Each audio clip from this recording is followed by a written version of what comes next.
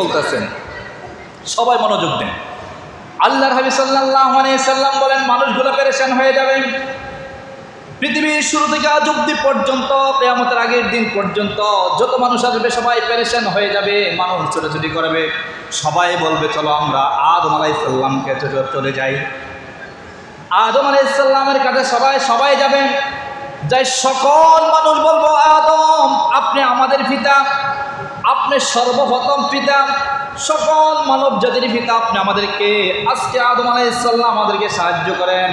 আপনি সর্বপ্রথম মানুষটাকে আল্লাহ নিজ হস্তে, আল্লাহ রাব্বুল আলামিন যাকে তৈরি করেছে, আপনি সে আদম, আপনি আজকে আমাদেরকে সাহায্য করেন। আদম আলাইহিস সালাম বলবে, ও মানুষেরা শুনে রাখো, আজকে আমি নাফসি, আজকে আমি আমাকে নিয়ে পেরেশান আছি, আমি তোমাদেরকে আজকে কোনো সাহায্য করার আমার সুযোগ নাই, তোমরা চলে যাও তোমাদের জাতির পিতা ইব্রাহিম আলাইহিস সালামের কাছে। সবাই শুনেন কথাটা। মানুষগুলো এবার ছুটবে ইব্রাহিম আলাইহিস সালামের কাছে, যাই বলবো, ইব্রাহিম আলাইহিস সালাম আপনি আজকে আমাদেরকে শাফাআত করেন, আজকে আমাদেরকে সুপারিশ করেন, আমরা আজকে আল্লাহর দেওয়া বিধান মানি নাই, আজকে আমরা বিপদগ্রস্ত হয়ে গেছি।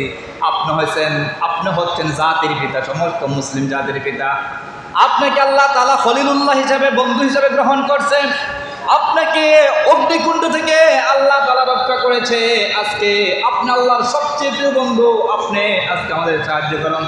হযরত ইব্রাহিম আলাইহিস সালাম তখন বলবো, ও উম্মতরা, ও মুসলিম জাতিরা শুনে রাখো, আজকে আমার ইব্রাহিমের কোনো ক্ষমতা নেই, আজকে আমি ইব্রাহিম কোনো কাজে আসবো না, এই দায়িত্ব আজকে আমাকে দেওয়া হয় না, আজকে আমি তোমাদের কোনো সুপারিশ করতে পারবো না, তোমরা চলে যাও মূসার কাছে, যে মূসার সাথে স্বয়ং আল্লাহ তাআলা নিজে সরাসরি মূসার সাথে তুর পাহাড়ে গিয়ে কথা বলেছিল, তোমরা মূসার নিকট চলে যাও, মূসাকে বলো সাহায্য করার জন্য।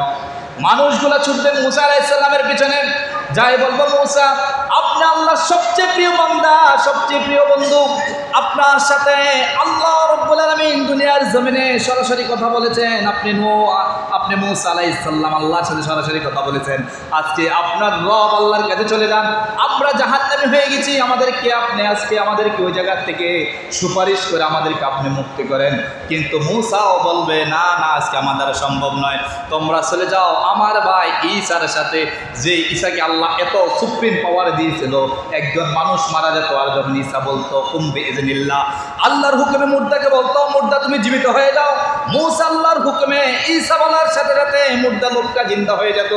তোমরা ঈসার কাছে চলে যাও, যাকে আল্লাহ তাআলা পিতা ব্যতীত তাকে দুনিয়ার জমিনে প্রেরণ করে দিলেন, তোমরা ঈসার কাছে চলে যাও, ঈসা আলাইহিস সালাম তোমাদেরকে সুপারিশ করবে।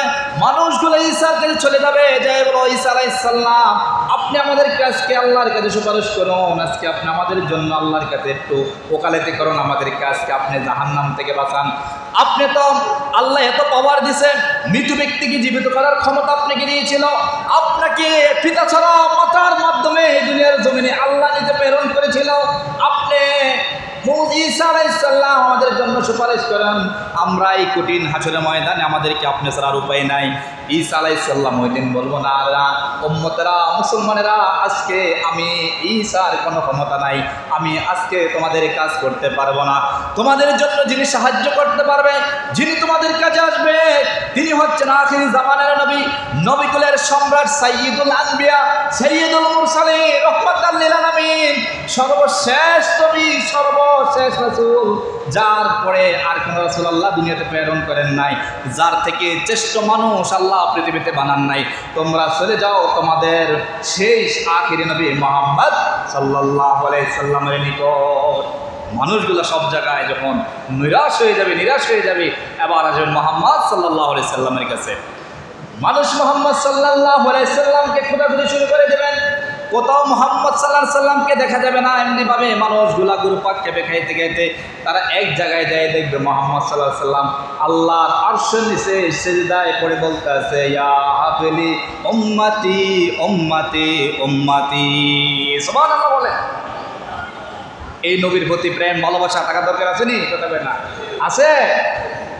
আল্লাহ বলেন, আইসা আইয়াবাসাকা রাব্বুকা মাকামান মাহমুদা। ও হাবিব, আমি আপনাকে অতি শীঘ্র এমন একটা সম্মানিত স্থানের মালিক বানিয়ে দেব।